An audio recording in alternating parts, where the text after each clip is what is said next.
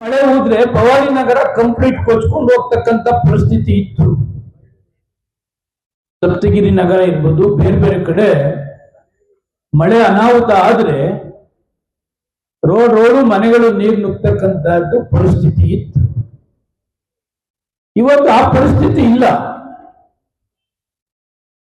ಇನ್ನು ಎಲ್ಲೆಲ್ಲಿ ರಾಜಕಾಲುವೆಗಳು ಪ್ರಾಬ್ಲಮ್ಸ್ ಇದೆ, ಅದನ್ನ ಇವಾಗ ಸರ್ಕಾರ 232 ಕೋಟಿ ಕೊಟ್ಟಿದ್ದಾರೆ.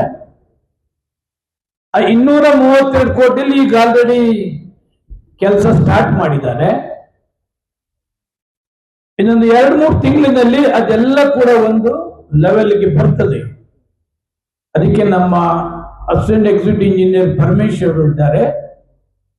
ಅವರು ಕಾರ್ಪೊರೇಷನ್ಗೆ, ನಮ್ಮ ಗ್ರೇಟರ್ ಬೆಂಗಳೂರಿಗೂ ಅವರೇ ಇದ್ದಾರೆ, ರಾಜಕಾಲುವೆಗೂ ಕೂಡ ಅವರೇ ಇದ್ದಾರೆ. ಹಿಂದೆ ಏನ್ ಪರಿಸ್ಥಿತಿ ಇತ್ತು, ಭವಾನಿ ನಗರಕ್ಕೆ ನಾನು ಬಂದಂತ ಸಮಯದಲ್ಲಿ ಎಷ್ಟೇ ಮಳೆ ಹೋದ್ರು ಈಗ ಭವಾನಿ ನಗರ ಆ ಮಟ್ಟದಲ್ಲಿ ಇಲ್ಲ. UGD ಎಲ್ಲ ಪಿಟ್ಗುಂಡಿ ಹೊಡೆದು ಪ್ರಾಬ್ಲಮ್ಸ್ ಇತ್ತು. ಈಗ ಪಿಟ್ಗುಂಡಿ ನನ್ನ ಪ್ರಕಾರ ಇಲ್ಲ.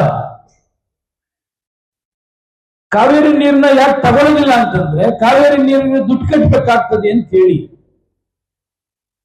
ಎಲ್ಲೆಲ್ಲಿ ಬೋರ್ನ ವ್ಯವಸ್ಥೆ ಇದೆ ಅಷ್ಟು ಬೋರ್ನ ಕೂಡ ಈ ಕ್ಷೇತ್ರದಲ್ಲಿ ಈ ವಾರ್ಡ್ ಹಾಕ್ತಿದ್ದೇವೆ. ಕಾವೇರಿ ನೀರು 4,400 ಕೋಟಿ ಖರ್ಚು ಮಾಡಿ ಈ ಕಾವೇರಿ 5th ಸ್ಟೇಜ್ ಅನ್ನ ತರ್ತಕ್ಕಂತ ಪ್ರಯತ್ನವನ್ನ ಮಾಡುದು ನಾವೇ.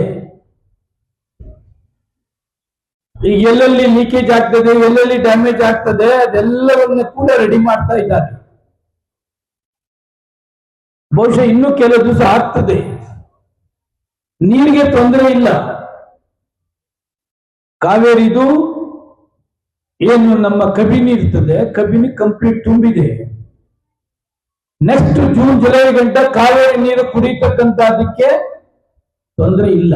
ನೀರು ಸಪ್ಲೈ ಮಾಡ್ತಕ್ಕಂಥದ್ದಕ್ಕೂ ಕೂಡ ತೊಂದರೆ ಇಲ್ಲ. ನಮ್ಮ ರವಿಶಂಕರ್ ಅವರು ಅಸಿಸ್ಟೆಂಟ್ ಎಕ್ಸಿಕ್ಯೂಟಿವ್ ಇಂಜಿನಿಯರ್ ಹರಿಕುಮಾರ್ ಪಾದರಸದಂತೆ ಕೆಲಸ ಮಾಡ್ತಾ ಇದ್ದಾನೆ. ನನಗೆ ಚನ್ನಕಲ್ಪಾಳ್ಯದಿಂದ ನಮ್ಮ ಪ್ರಸಾದ್ ಮತ್ತೆ ನಮ್ಮ ಗಂಗರಾಜ್ ಅವರು ಫೋನ್ ಮಾಡಿದ್ರು, ನಮ್ಮ ಮಂಜಣ್ಣೆಲ್ಲ ಫೋನ್ ಮಾಡಿದ್ರು. ನಾನೇ ಅವ್ರಿಗೆ ಹೇಳಿದೆ, ಮಾಹಿತಿ ಕೊಟ್ಟೆ ಹರಿಕುಮಾರ್ ಅವ್ರಿಗೆ. ಅದಾಗಿ 3-4 ದಿವಸಕ್ಕೆ ಎಲ್ಲ ಫೋನ್ ಮಾಡಿದ್ರು. ರವಿಕುಮಾರ್ ಬಂದ್ರು, ನೀರಿನ ವ್ಯವಸ್ಥೆ ಕಂಪ್ಲೀಟ್ ಆಗಿದೆ ಅಂತ ಹೇಳಿ. ಇವತ್ತು ಯಾರ್ಯಾರು ಕಂಪ್ಲೇಂಟ್ ಕೊಟ್ಟಿದ್ದಾರೆ, ಇನ್ನೊಂದು 10 ದಿವಸದಲ್ಲಿ ಅವರೆಲ್ಲ ವೈಯಕ್ತಿಕವಾಗಿ ಭೇಟಿ ಮಾಡ್ತಾರೆ. ಕುಡಿಯುವ ನೀರು ಎಲ್ಲೆಲ್ಲಿ ಜಾಸ್ತಿ ಮಾಡಬಹುದು. ಈಗ ನಮ್ಮ ಕ್ಷೇತ್ರದಲ್ಲಿ ಆಲ್ಟರ್ನೇಟ್ ಡೇಸ್ ನೀರು ಕೊಡ್ತಕ್ಕಂಥದಕ್ಕೆ ಈಗ ಆಲ್ರೆಡಿ ನಾವು ಚಾಲನೆಯನ್ನ ಮಾಡ್ತಾ ಇದ್ದೇವೆ. ಎಂಟೈರ್ ಕಾವೇರಿ ನೀರನ್ನ ತರ್ತಕ್ಕಂಥ 1 ವರ್ಷ ಡಿಲೇ ಆಯ್ತು. ಆಡಳಿತ ಪಕ್ಷದ ಶಾಸಕರೊಬ್ರು ಅವರ ಚೌಲ್ಟ್ರಿ ಮುಂದೆ ಮಾಡ್ಲಿಕ್ಕೆ ಅವಕಾಶ ಕೊಡ್ಲಿಲ್ಲ, ಪೈಪ್ನ ಅಳವಡಿಸ್ತಕ್ಕಂಥದ್ದಕ್ಕೆ. ಸಂಪೂರ್ಣ TDR ಕೊಟ್ಟ ನಂತರ ಆ ಮಾಲೀಕರು ಆ ಪೈಪ್ ಲೈನ್ ಅಳವಡಿಸ್ತಕ್ಕಂಥದ್ದಕ್ಕೆ ಮಾಡಿದ್ರು. 90% ಕೊಟ್ಟಿದ್ದಾರೆ, 10% ಕೊಡ್ಲಿಲ್ಲ ಅಂತ ಹೇಳಿ ಇನ್ನೂ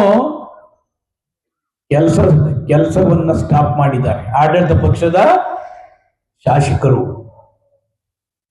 ಸದಾ ಮುಖ್ಯಮಂತ್ರಿಗಳು ಹೇಳಿದ್ರು, ಇದು 100 ವ್ಯಾಪ್ತಿಗೆ ಕುಡಿಯುವ ನೀರಿದು, ಅದನ್ನ ಅವಕಾಶ ಕೊಡಿ ಅಂತೇಳಿ. 100ಕ್ಕೆ 100 TDR ಕೊಟ್ಟ ನಂತರ ಅವರ ಚೌಲ್ಟ್ರಿ ಮುಂದೆ ಕೆಲಸ ಮಾಡ್ತಕ್ಕಂಥದ್ದಕ್ಕೆ ಅವಕಾಶ. ಅಷ್ಟು ಹೊತ್ತಿಗೆ 1 ವರ್ಷ ಡಿಲೇ ಆಗಿತ್ತು. 1 ವರ್ಷ ನಮ್ಗೆ ಜಲ್ದಿ ಆಗಿದ್ರೆ ಈ ಭಾಗದಲ್ಲಿ ಏನೇನು ಪ್ರಾಬ್ಲಮ್ಸ್ ಇದೆ, ಎಲ್ಲೆಲ್ಲಿ ನೀರಿಲ್ಲ, ಏನು ಅದೆಲ್ಲ ಕೂಡ ನಮ್ಗೆ ಅರ್ಥವಾಗ್ತಿತ್ತು. ಯಾರಿಗೆ ಹೇಳೋದು? ಹಿಂಗೆ ಅಡಚಣೆಗಳು. ಈಗ ಎಲ್ಲೆಲ್ಲಿ ಮೇಜರ್ ರೋಡ್ಸ್ ಇದೆ ಎಲ್ಲ ಕೂಡ, ಈಗ ಅಂದ್ರಲ್ಲಿ ಮೇನ್ ರೋಡ್ ಇದೆ, ಅದನ್ನ ವೈಟ್ ಟಾಪಿಂಗ್ ಮಾಡ್ತಕ್ಕಂಥದಕ್ಕೆ ಸರ್ಕಾರಕ್ಕೆ ಮನವಿಯನ್ನು ಮಾಡಿದ್ದೇವೆ. ಸುಮಾರು 8 ಕೋಟಿ ಡಾಂಬರೀಕರಣಕ್ಕೆ ಸ್ಯಾಂಕ್ಷನ್ ಆಗಿದೆ. ಅದನ್ನ ವೈಟ್ ಟಾಪಿಂಗ್ ಮಾಡಿದ್ರೆ 10-12 ವರ್ಷ ಆ ರೋಡ್ ನಮಗೆ ಪರ್ಮನೆಂಟ್ ಆಗಿರ್ತದೆ ಅಂತಕ್ಕಂಥ ಉದ್ದೇಶ. ವೈಟ್ ಟಾಪಿಂಗ್ ಆದ್ರೆ ಅದು 8 ಕೋಟಿನ ಎಲ್ಲೆಲ್ಲಿ ಡಾಂಬರೀಕರಣ ಮಾಡ್ಬೋದು ಅಲ್ಲೆಲ್ಲ ಕೂಡ ಮಾಡ್ತಕ್ಕಂಥದ್ದಕ್ಕೆ ಇವತ್ತು 35 ಕೋಟಿ ಈ ಭಾಗಕ್ಕೆ ಹಾಕ್ಸಿದ್ದೇವೆ. ಯುದ್ಧ ನಡೀತಾ ಇದೆ, ಡಾಂಬರೀಕರಣ ಬರಲಿಲ್ಲ ಅಂತ ಹೇಳಿ ಸತತ 3 ತಿಂಗಳಿಂದ ಕೆಲಸ ಮಾಡಲಿಲ್ಲ.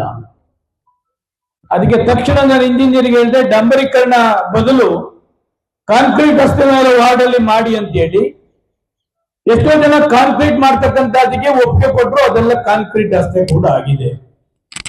ಈಗೇನು ಅಸಿಸ್ಟೆಂಟ್ ಎಕ್ಸಿಕ್ಯೂಟಿವ್ ಇಂಜಿನಿಯರ್ ಪರಮೇಶ್ವರ್ ನಿಮ್ಮ ಮುಂದೆ ಕಮಿಟ್ ಮಾಡಿದ್ದಾರೆ,